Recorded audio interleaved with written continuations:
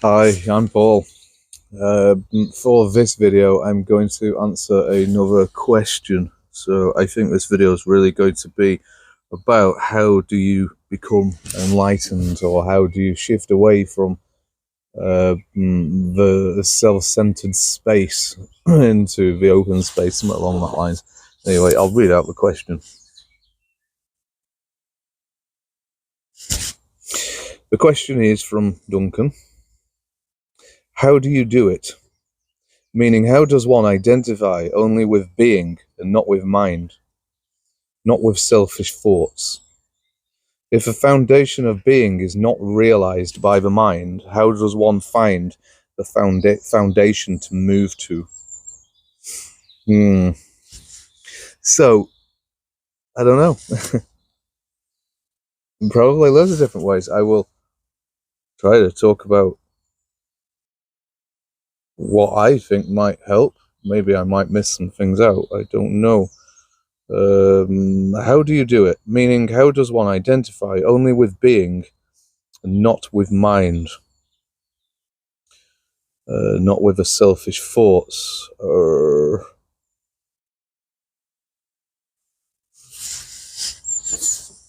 How does one shift from the self-centered space, closed space of the I, the ego? How does one shift from there to an open space? Meaning away from the ego. Especially when the mind has not found the open space. Well, firstly, the mind can't really find the open space, but that's just me being a little bit picky. So how does the mind find the open space? How does the mind let go of the ego? Firstly, it's not the mind. You see, any movement with the mind will only put you back in it. So just a simple little remark of, I really want to find enlightenment, would just be putting you straight back in it. So, you see, the mind has to make no movement.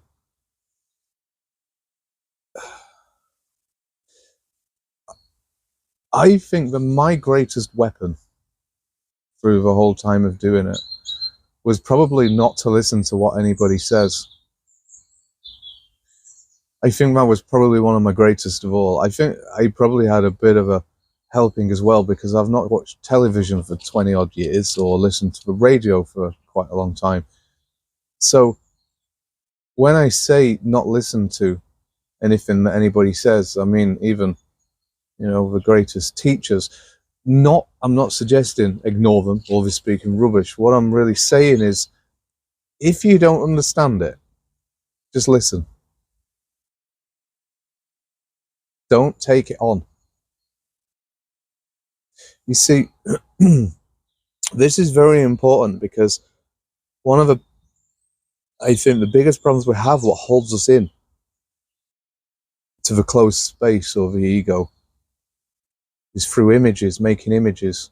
So you listen to somebody who tells you, this is one of the best spiritual teachings or something, and then you cling on to that. You see, if you cling on to something that somebody says, or perhaps somebody says you've got to find ultimate awareness or something like that, if you say, oh yeah, that's what I really need to find, and you don't understand it, then instantly you're going to be making an image of somewhere to go, somewhere to move to.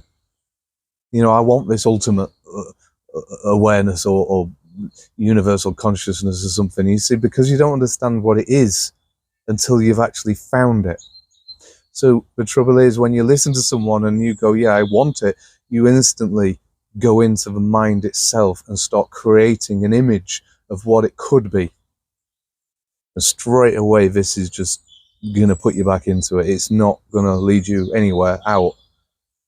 So I think my greatest weapon really was to listen to people, and if I didn't understand it, I would quite literally just put it on a shelf in my head. I would not take it too seriously. I wouldn't dismiss it, but I wouldn't try to buy into it. I would just take my time on trying to learn what I was doing. I mean, I actually went through therapy as well, and I think that helped a lot, because that helped me to deal with a lot of the things that I didn't want to see in the first place. So losing the ego, it wasn't quite as terrifying to see the things that was hidden behind it. So I think that helped me. But I'm not sure you have to do that. I would recommend it if you have the opportunity. But you see, to move out of a closed space,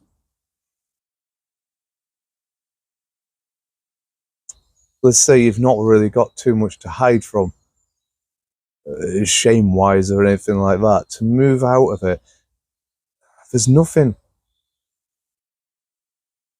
really that you can kind of actively do. It's more a getting rid of. And I think one of the best ways of getting rid of is to see exactly what you're doing. See how your mind is working, I guess. See how the ego itself is working. You see, for some people, they're probably not at the stage where because it seems to me that there's parts through the awakening where you kind of can get some separation between the ego and you could get some awareness. And it doesn't stay all the time, because you're kind of in and out. Which is why I think meditation would probably be quite helpful, because it could kind of train you into being in a bit of silence, which can separate your awareness so that you could see the ego. And I think that's pretty important, because whilst you're in the ego, you see nothing. You can't watch your brain move. You can't watch anything happen. So you can't observe and understand. So even if you was trying to look for the I, if you're only in the ego space, you're just not going to find it. You will not find anything. So you've got to have some sort of separation for awareness. I think meditation can help train you for this. I don't think meditation could help you, or the meditation that we normally talk about, which is just to find awareness and stay there. I don't think that can truly kind of cross you over. But it can give you an extra viewpoint, so that when you do find awareness, you can look at this I business. You can look at the way that you attach onto things. You can look at the way that you create images, although that's quite hard until you're really kind of used to it. But through some of my earlier days, I used to do some kind of crazy things. There was,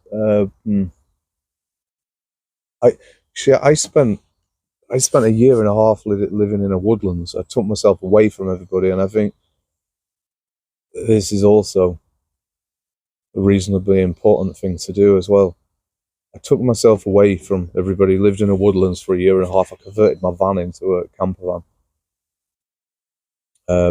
I didn't really spend a lot of time in the van apart from sleeping, but I had a camping chair, and I would just sit in the woodlands for about a year and a half.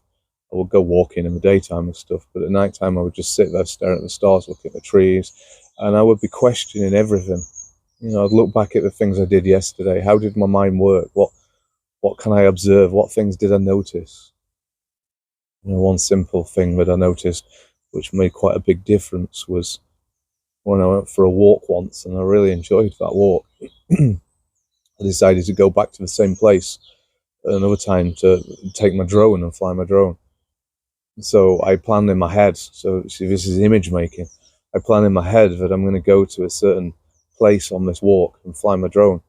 So then I went for the walk again, and I noticed that because I had it in mind, I had an image of where I was going to go and what I was going to do. I didn't notice anything around me.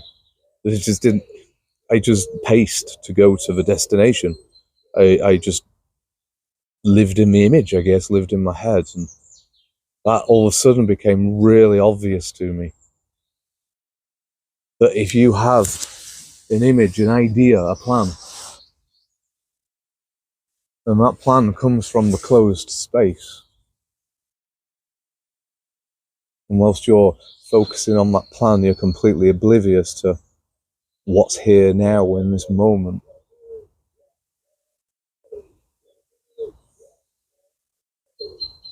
See, I did these sort of observations in my head for quite a long time before coming to, I don't want to say awakening,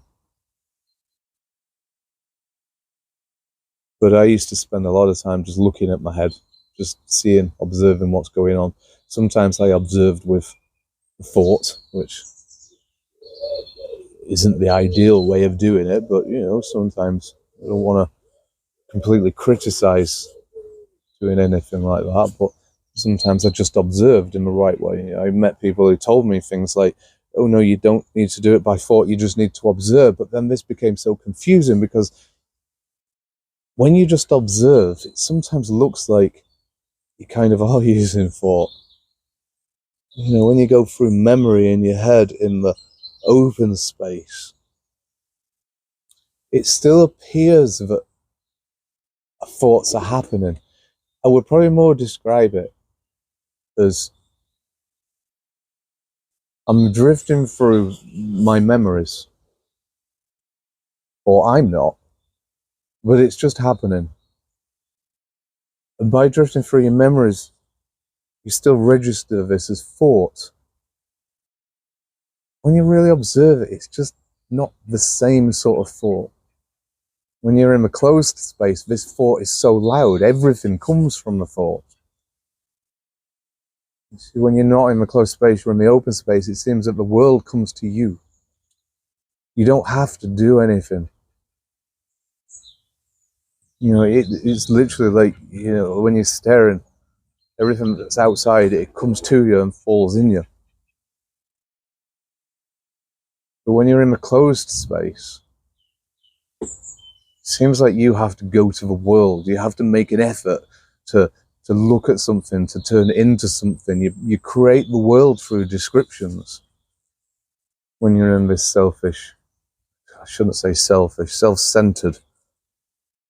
Because when you're in a closed space, it does seem very obvious to me that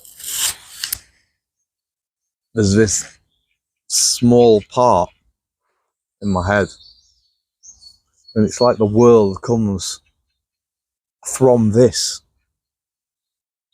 You know, I mean, I do see things outside still, and I guess they've got to still come to me, but then it's as if this self-centered place turns it into a description, second-hand world. You see, the idea of trying to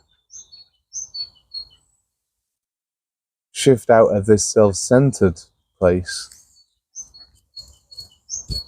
is not to try to find something. Everybody tells you this. I know you already know. You're not looking for something.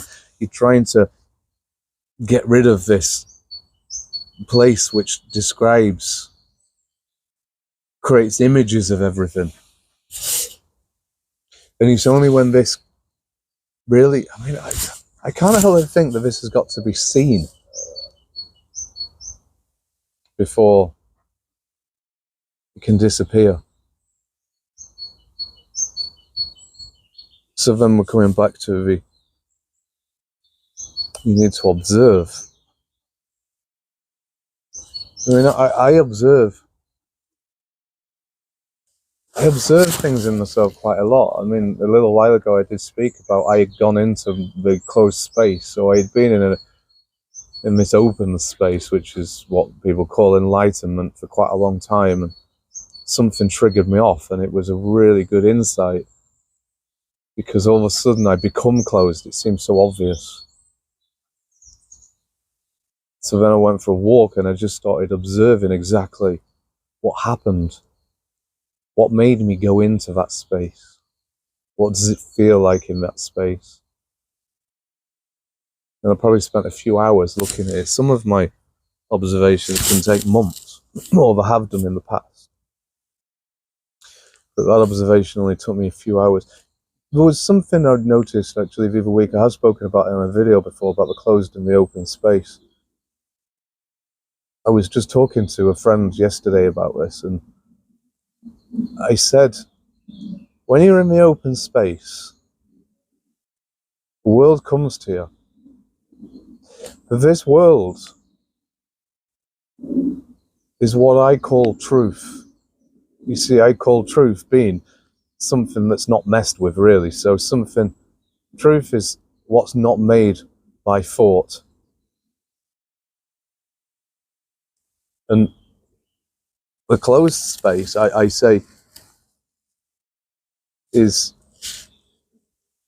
more the reality that we live in, which is made by thought. And I don't think it's just made by, yeah, I guess it is just made by thought.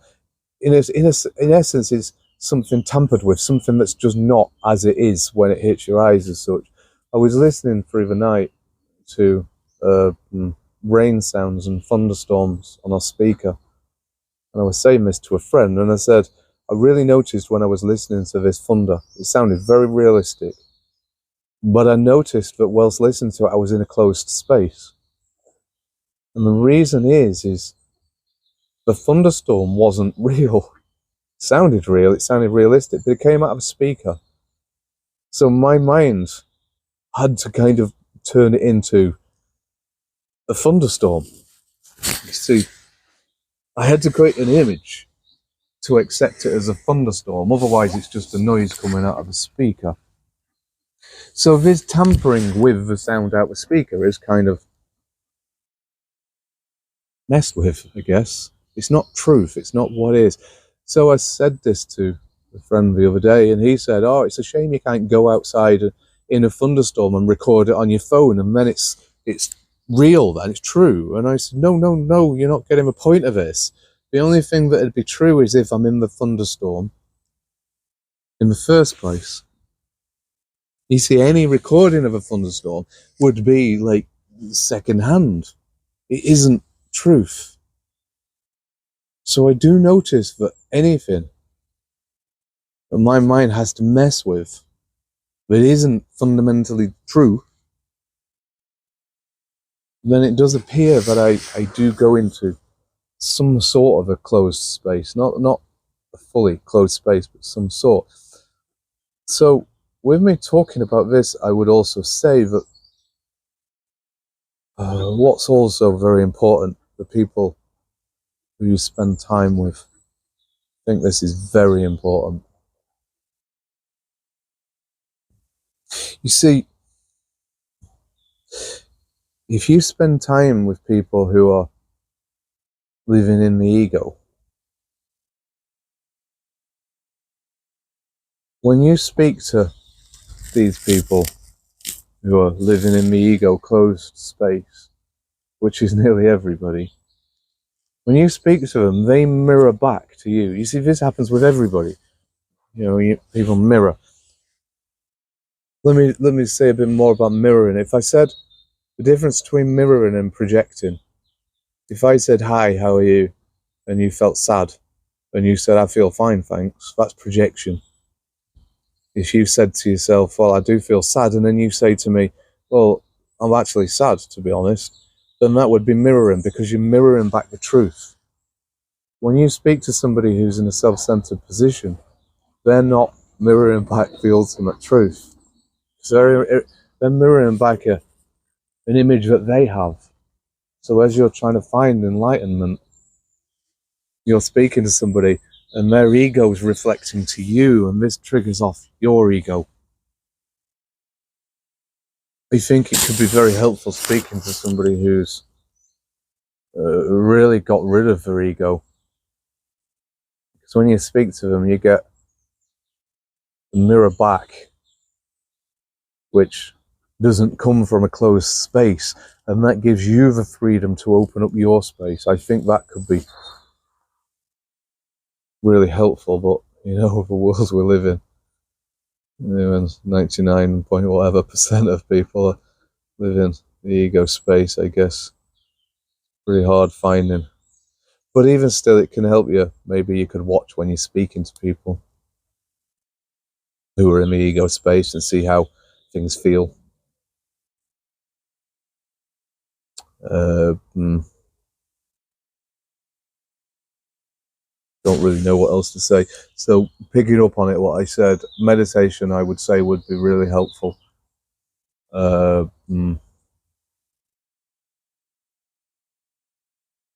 You can find it quite hard when you're doing it at first, I guess. But you just got to keep at it. If you master that, try meditating while walking. Going in the countryside definitely helps. I think the ultimate help really is just observing. Especially at times like when you feel upset about something. Really look what's going on. The story itself doesn't matter. So let's say someone just upset me by saying something. You don't want to be focusing on what they said, or how cruel it was, or how selfish they was, or stuff like that. You just want to be observing the hurt. Observe how you crossed over, how you feel wounded. Notice if it changes as you stare at it. I think that's the most important way of possibly finding enlightenment. It can be a long journey sometimes. So let's just read it again and see if there's anything else. How do you do it? Meaning, how does one identify only with being and not with mind? Not with selfish thoughts. If the foundation of being is not realized by mind, how does one find the foundation to move to? You see that one, I just think start off with meditation and try to find awareness so that at least you could observe the tricks what the ego keeps on playing. I would love to hear how you found this space. I've talked about that as well. So I don't know if there's anything else really that I could add on.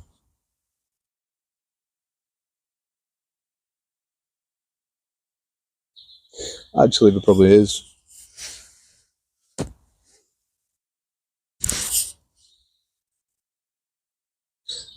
Nobody ever wants to hear this. It was a realization I had a long time ago, and anyway, I don't know if I've ever really had hardly any people believe me.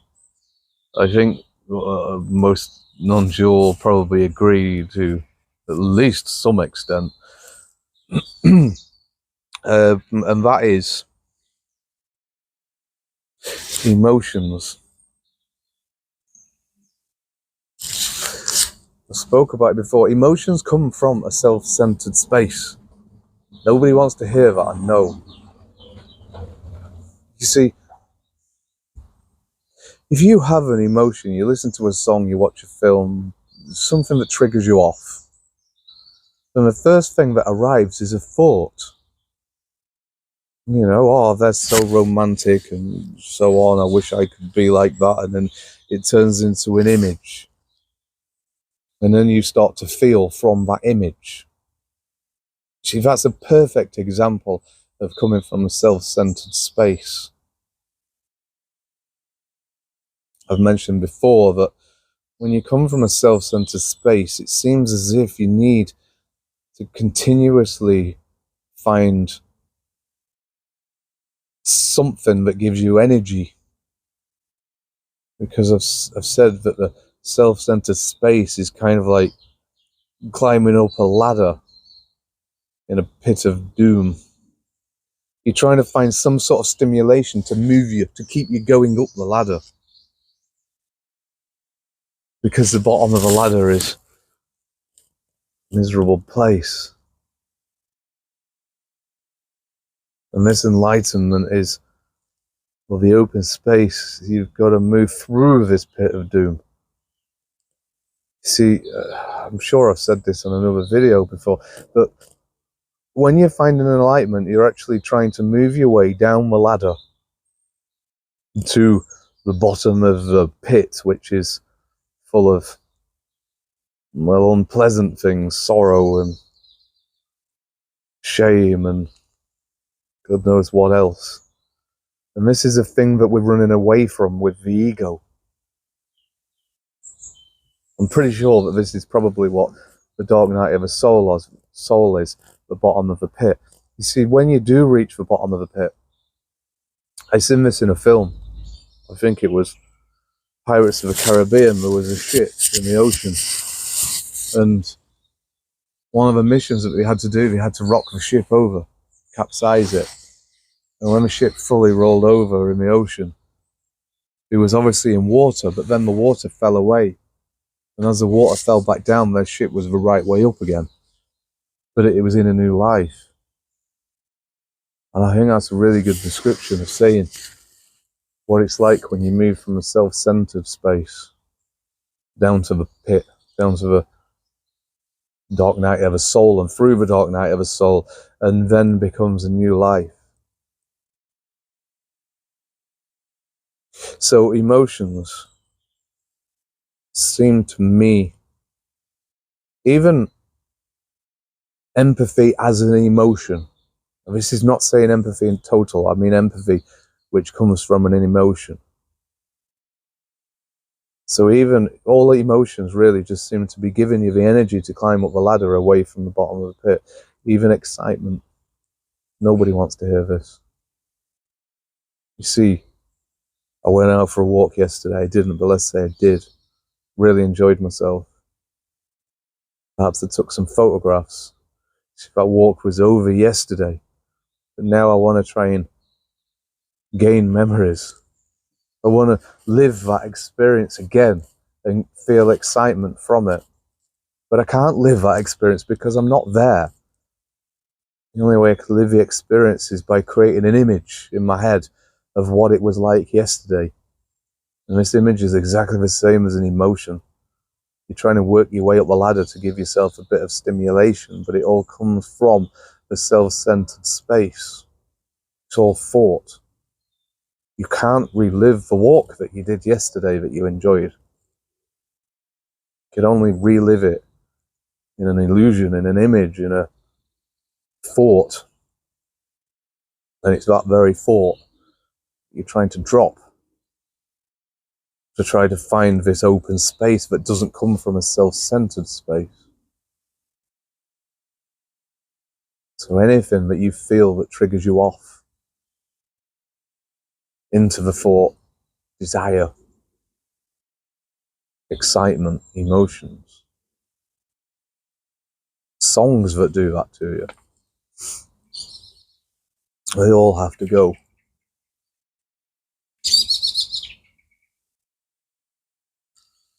I think that's it is all I've got to say for this one. So thanks very much for listening.